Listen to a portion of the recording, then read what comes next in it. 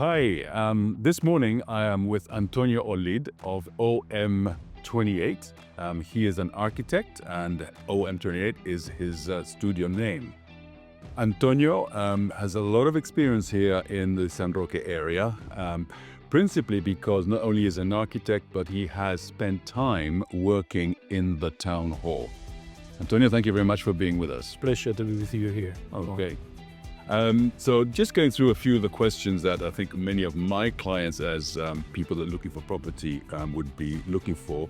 One of the ones I think that is important is, what are the main considerations when designing a villa, okay, in Sotogrande, and aligning it to the community aesthetics, okay, and also the regulations? Well, there is no static regulation. Okay. On time there was, Sotogrande tried to control the aesthetic, but today is something that is free. I can see it. You can see, you can have many different styles, contemporary, classic, Andalusian, Mediterranean, etc. What you have to take under control is the urbanistic regulation, town hall regulation. And basically, you have to consider the height of the construction. The height. Yeah. You have to adapt the construction to the plot. That's very important. Yeah. And the uses, and of course, the maximum surface that you can build on it. Okay. What you call edificabilidad. Okay. Depending on the area, you have different rates, different numbers, but basically, it's a regulation in which you control the volume of the construction and how this volume is adapted to the plot. Okay. So maybe you know that you have the maximum of 6.5 in height that you have to measure from the ground floor level until the last slab of mortar or cornice, depending on the style, and that's very important. So the roof? So the roof you measure in the cornice. On the cornice, okay. So you go a little bit higher. Not on top of the roof. What happened? That today we have air condition, we have plenty of facility in the house that is difficult to adapt to that measurement. Yeah. If you compare with another townhouse or another regulation, you can see that in other ones they have more. It's higher. Okay. 7.5, something like that. So that's a point that you have to be considered, because that's our regulation. Yeah. We cannot do anything like that. Another thing that we have to take care is the 1.5 meters of the ground floor according with the level of the plot. Okay. That with that regulation, you can have ground floors or basements. So the incline okay. Plot. So what happened? That you can have a basement that is not really a basement, because you can have some uses like interior swimming pool, spa, a cellar, or playbooks, whatever. But for the town hall, it's a basement. So that's another point that the architect will have to be careful with that, because depending on that, you can save or you can waste a lot of time. Yeah. Trying to get the license. Right. Okay. So that brings me to the next point. Thank you. Could you explain step by step the process of obtaining a building license? Because many people come to me and say, how long does it take? And I really never have an answer, because there's no specific time.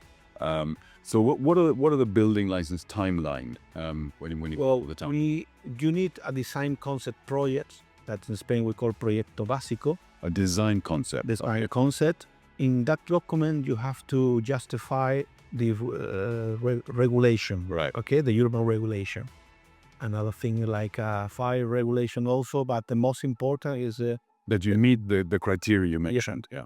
So with that document, that is not necessary to be approved by the architect college to get the visa stamp. You can apply to the town hall and basically wait. Okay, yeah. You have to wait for a couple, 3 months, 4 months to get the technical approval, and then go to the lawyers, they approve the process, and then go to the mayor, and you get the proper license. This period can take approx 5-6 months okay. total. it's important that from the beginning, the clients can do this themselves. They can apply themselves with a technical application that we have on the website, or you can go with an architect that, because at the end you need time and know very well the process to go properly. Yeah. So what happened? We recommend to get in touch with an architect, get the permission to represent to this person at the townhall, Yeah. and then go with the whole process.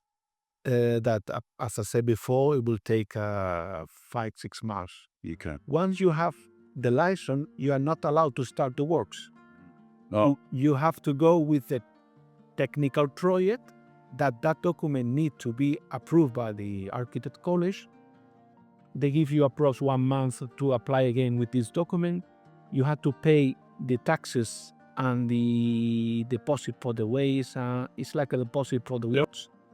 And then you are allowed to start the works. Okay. In that moment. And they will give you, by law, you have 3 years to build the house. Okay. So you can start later on if you... Yeah. Okay, fine. And many people do. I can see that. They stop and they... But by the way, you have 3 years, sorry. Okay. 3 years. 3 years. Okay. Let's move on to the next question here in terms of the challenges. What are the most common challenges, all right, clients face during the planning and the permit process? And how do you help them overcome this? Because I've seen it with people saying, coming in, what is it? The challenge, I think, is timing in terms of, someone comes to me and says, I want to buy a plot to build a house. How long will it take? It's just, we haven't bought the plot. That they haven't got its design, you don't know the process. Do you know who your architect's going to... And even if summer is closed, I want to have my house for next summer. Yeah. And you start to work with the numbers, and it's not possible. So what would be that challenge? We usually consider that for the design concept, the basic design concept would take approximately 2 months. 2 months. I mean, if the client have pretty good what they want, yeah, it's easy. But sometimes it's difficult. You have to go with render, you have to go with plans, whatever. Once you have the concept, it will take another month to prepare, to draft the basic project. Mm-hmm. And then, as I told you, 6 months for the license. What we do is, at the same time, we are meantime that the townhall is working with the license, we are working with a technical project and looking for a builder. Okay. Because in our concept, we go with a technical project, and we ask for 3 or 4 different quotation of builders. So, meantime that the townhall is working with the license, we are working with the technical points and looking for the best option of builder for this client. Yeah. So once the townhall is finished, we are in condition to start the work. So we're saying that the first 6 months, 1 year and a half to build the house, depending on the size of the house, and 2 months to finish all the papers and documents that are necessary at the end of the process. Okay. First occupation license, registry office, catastro, libro del edificio, building list, book, all these technical things. Okay, so 2.5. We can say 2 years. 2 years from the beginning until the house. Okay, inshallah. Okay. What trends and preferences, what are people currently seeing amongst property owners that they want? What is the thing? Is it modern architecture? Is it more traditional architecture? Is the circle going round again back to traditional because there have been a lot of modern? What's your feeling here? My feeling that now people is looking for contemporary houses. Yeah. Sharp contemporary houses with detail like a stone, wood, or whatever, that basically are straight lines, very sharp, etc. But classic houses are coming back. They're coming back. And I feel that. I mean, it's more elegant, it's more classic, it's uncontemporary. Yeah. I mean, it can be a good house today and 20 or 30 years later. Yeah, so it's got a long life. Long life, yes. But inside you need all the modern stuff. Yes, you need, depending on the facility, depending on the material used inside, you can work with both. Yeah. It have to be nice. The house has to be nice, but it have to be comfortable to live on that house. Yeah. I mean, many times is depend on the style. You can feel that you are inside a very cold house or warm house. So that's depend on the client. It's very important to listen what the client wants. Yeah. Because at the end, this house is going to be for one family. Yeah. Wow. And so it's important. And now, I mean, if you said a Swedish style house is wood, is sharp lines, it's very open, it's very minimalistic. We have a lot of Eastern Europeans people coming now, and I mean, I've been to Russia, for example, in the past, and I've been to people's homes, and it's a very different thing. The decor they need, you know. Someone said to me once, the big windows, but where do I put my things? Where do I put my And you have to consider the environment, the weather. Yeah. Today is very windy day. Yeah. And if you have these huge glasses facing to the east-west Levante, so maybe you're not comfortable in your own house because you're here in the north of it. So that's important. That's the style. Yeah. I mean, it's also the material, the quality of the profile that you choose. Yeah. But that style is very important. Sure. You have to consider that you have to look for the south if you're looking for the sun, but you have to protect from the Levante, Of course. or you have to protect from the Poniente. So that's also another point that have to be considered. Yeah. How these houses that are not coming for our traditional style are being introduced in this environment. Yeah. And I mean, I always say to people that, you know, technology has advanced. You know, people, the typical Andalusian house, and correct me if I'm wrong, had smaller windows, wider walls to stop cold coming in and stop heat coming in. Now people want these big windows because they want sea views.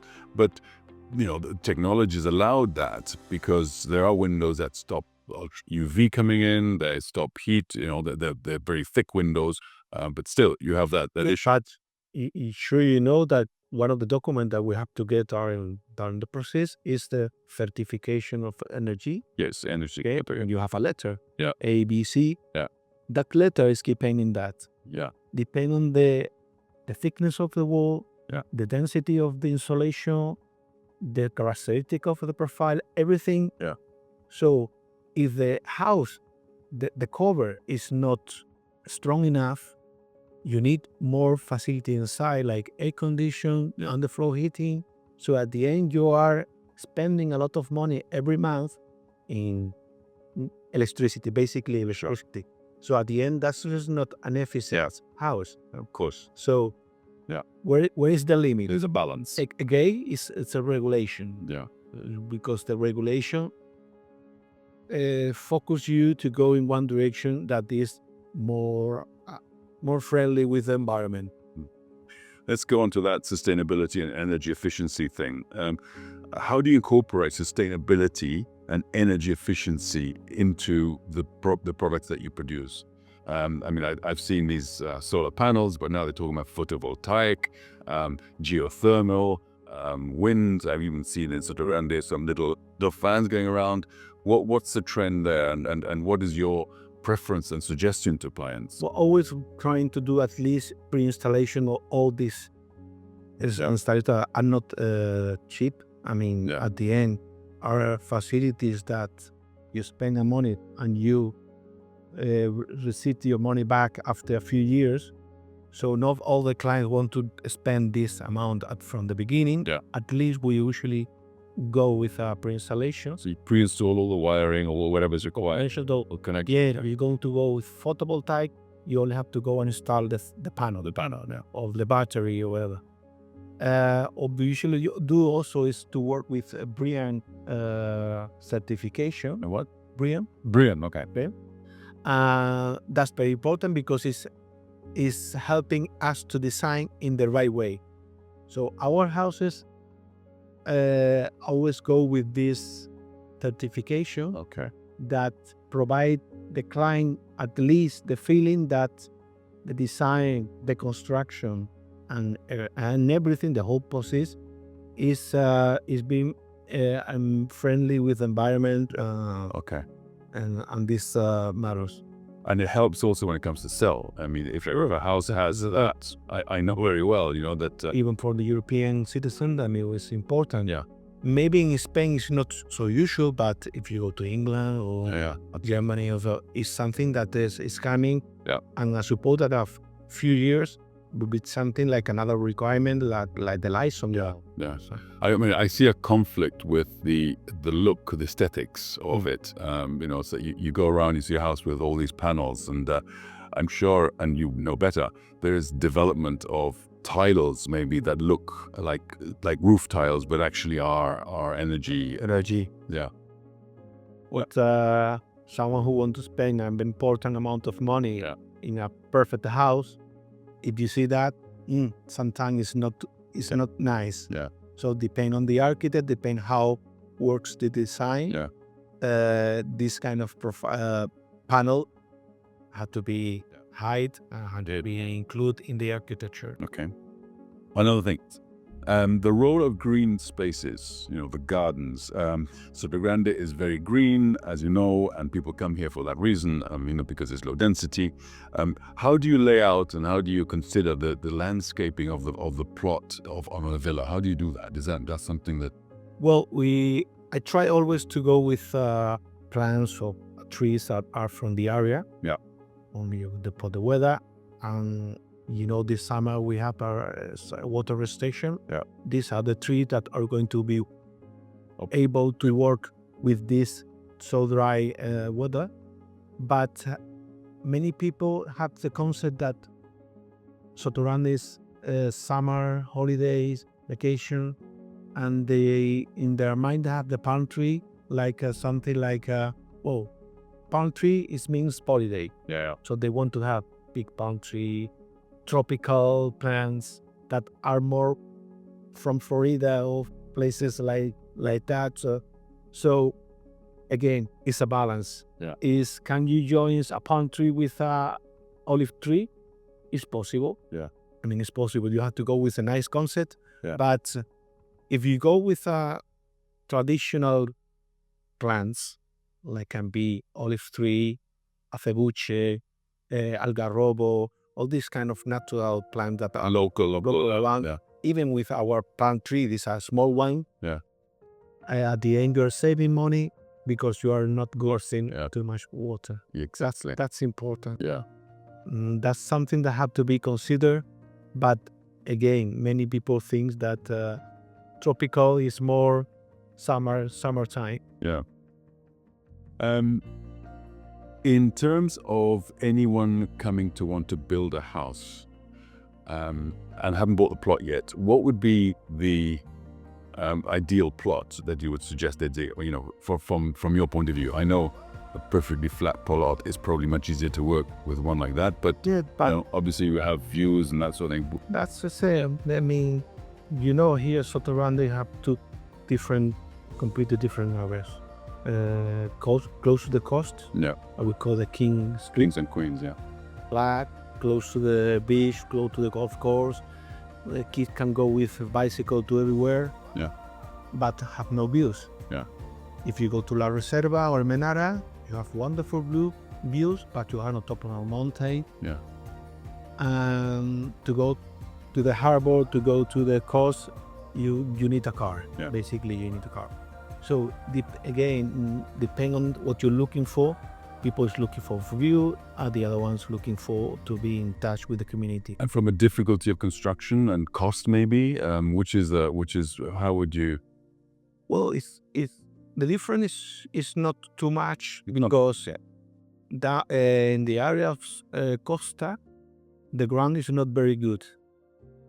From the beginning was part of the river, and Sotogrande, Financiera Sotogrande on time, they fill with around 3 meters of good soil. Yeah.